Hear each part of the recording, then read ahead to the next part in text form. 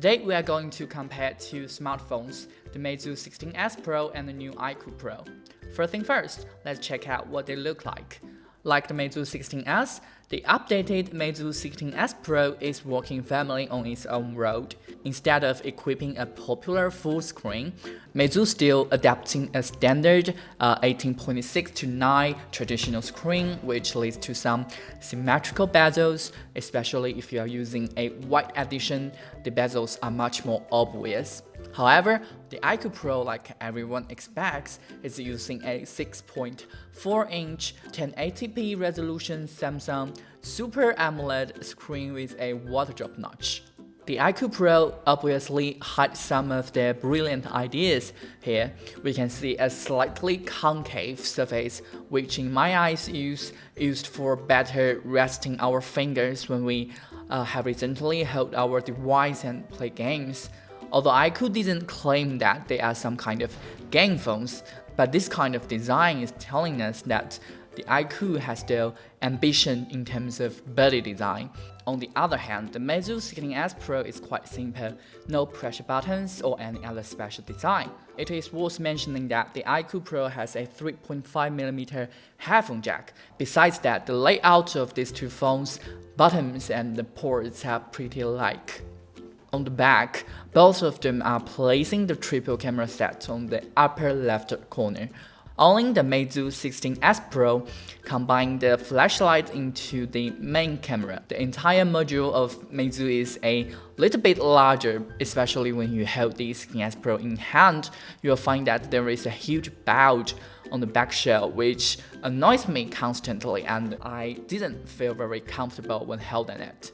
In this part, I suppose that everyone has their own preference. The iQOO Pro is more like a fashion model with a fancy look, while the Meizu 16S Pro, I suppose, is much more like a gentleman with a very decent suit. As I mentioned before, the iQOO Pro still remains a 3.5mm headphone jack. This is already a bonus point for most of the game lovers, but iQOO Pro does more. It has equipped an independent audio decoder chip, which has passed the Sony high-res certification. Also in the box, I found a pair of earbuds, which is special made for the iQOO Pro. The L-shaped interaction port is a perfect solution when you hold the phone horizontally to enjoy videos and music. In the past couple days, I replaced my AirPods with it. The entire experience is quite satisfying. It has noise reduction, although it is not active. Vocals are pretty clear and strong. The performance in country and pop music is impressive.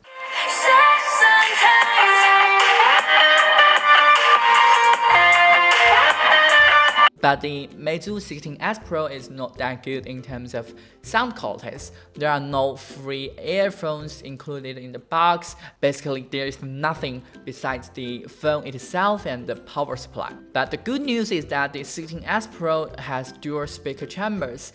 And to make up for the lack of 3.5mm headphone jack, Meizu has released a new hi-fi decoder, which further enhances the decoding capabilities of the SD lossless audio.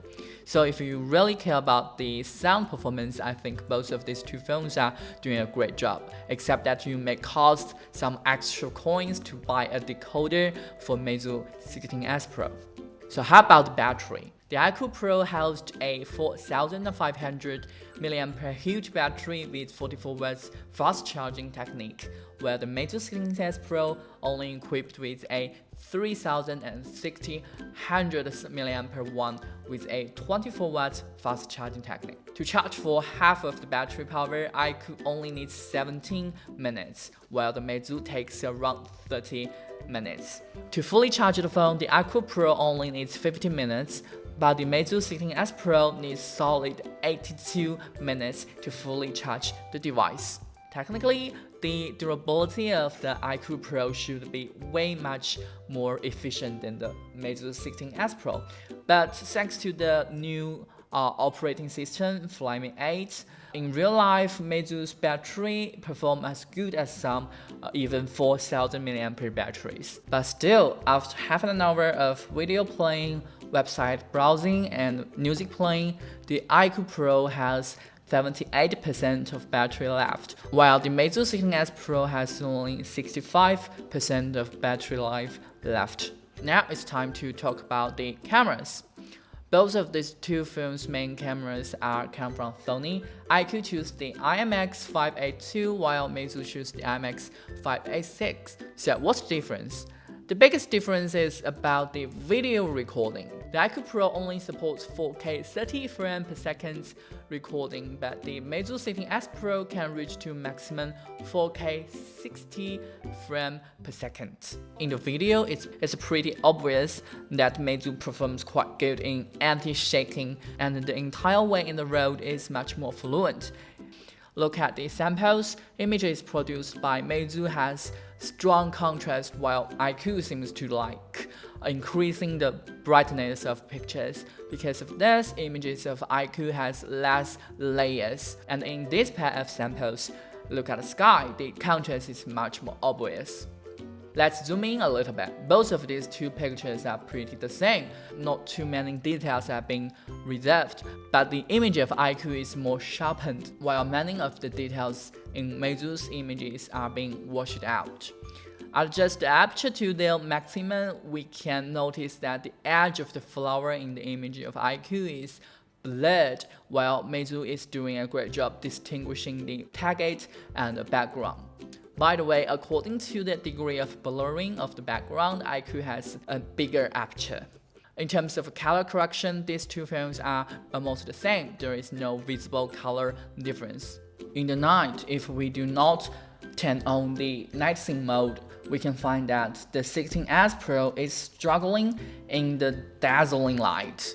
If you're not standing in a proper shooting position, it's pretty possible that there will be a dazzling light in your image. Once we turn on the night scene mode on both of these two phones, the pictures become much more better. The details of the food are being reserved, so I think that's pretty impressive. This is so much about today's review about the iQOO Pro and the Meizu 16S Pro.